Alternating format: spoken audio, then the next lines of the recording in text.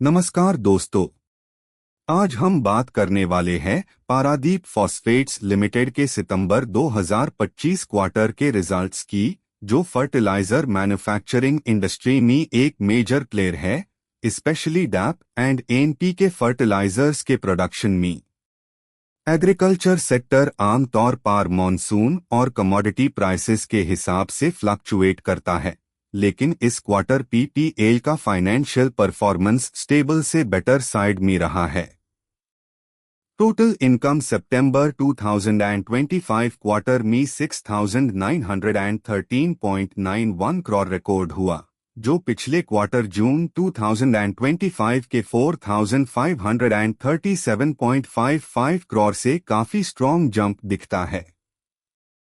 Year on year basis पर भी revenue improve हुआ है। सितंबर 2024 में यही फिगर 4,639.37 करोड़ था, यानी डिमांड और सेल्स वॉल्यूम दोनों में ग्रोथ देखने को मिली।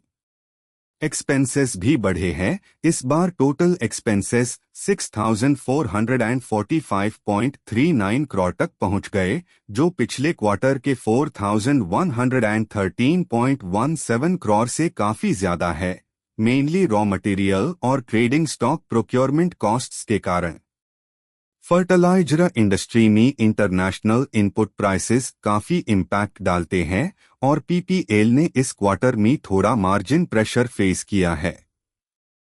एफआईआर भी प्रॉफिट बिफोर टैक्स 468.53 करोड़ रहा, जो जून क्वार्टर के 423.87 करोड़ से बेटर है, यानी कंपनी ने कॉस्ट प्रेशर्स के बावजूद अर्निंग्स में इंप्रूवमेंट मेंटेन की है। नेट टैक्स एक्सपेंस 126.59 करोड़ रहा, जिसके बाद profit for the period 341.94 crore रहा। ईयर ऑन ईयर बेसिस पर भी 255.33 करोड़ से काफी ऊपर, यानी बॉटम लाइन ग्रोथ काफी हेल्थी है। अदर कॉम्प्रिहेंसिव इनकम थोड़ा नेगेटिव रहा, मेनली रिमेजरमेंट लॉसेस की वजह से, और इसलिए टोटल कॉम्प्रिहेंसिव इनकम 341.28 करोड़ पर सेटल हुआ।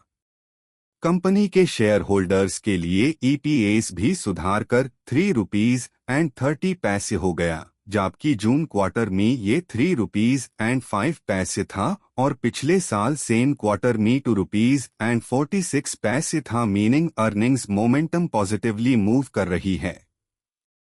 बैलेंस शीट साइड पर अदर इक्विटी 5,059.80 करोड़ और पेड अप कैपिटल 815.21 करोड़ पर स्ट्रॉन्ग पोजिशनल स्ट्रेंथ दिखाते हैं। कंपनी का core business essential demand driven है। फर्टिलाइजर डिमांड इंडिया में सीजनल पर कंटिन्यूअस होती है, तो सेल्स स्टेबिलिटी कंपनी को लॉन्ग टर्म स्ट्रेंथ प्रोवाइड करती रहेगी। अगर ओवरऑल वर्डिक्ट की तरफ आइए तो पारादीप फॉस्फेट्स ने इस क्वार्टर में improving revenue trend, better profitability और स्ट्रॉन्ग ईपीएस ग्रोथ डिलीवर किया है, जो इन्वेस्टर्स के लिए पॉजिटिव सेंटिमेंट क्रिएट करता है। बस रॉ मटेरियल इंपोर्ट डिपेंडेंसी एक की रिस्क फैक्टर रह जाता है। अगर global phosphate ammonia prices FIR से स्पाइक करते हैं तो मार्जिन्स में प्रेशर आ सकता है, लेकिन गवर्नमेंट सब्सिडी सपोर्ट और फर्टिलाइजर सेक्टर की एसेंशियल नेचर कंपनी को कुशन प्रोवाइड करती रही है। मेयर हिसाब से पारादीप फॉस्फेट्स का ये क्वार्टरली परफॉर्मेंस स्टेडी और कॉन्फिडेंस बिल्डिंग है। Company long term growth story में अच्छी पोजीशनिंग मेंटेन कर रही है। दोस्तों, आपको ये रिजल्ट्स कैसे लगे? क्या आप इस स्टॉक को पोर्टफोलियो में ऐड करने का सोच रहे हो या पहले और स्टेबिलिटी का वेट करोगे? कमेंट में जरूर बताएं और चैनल को लाइक, शेयर और सब्सक्राइब करना ना भूलें। अगले रिजल्ट्स भी आए।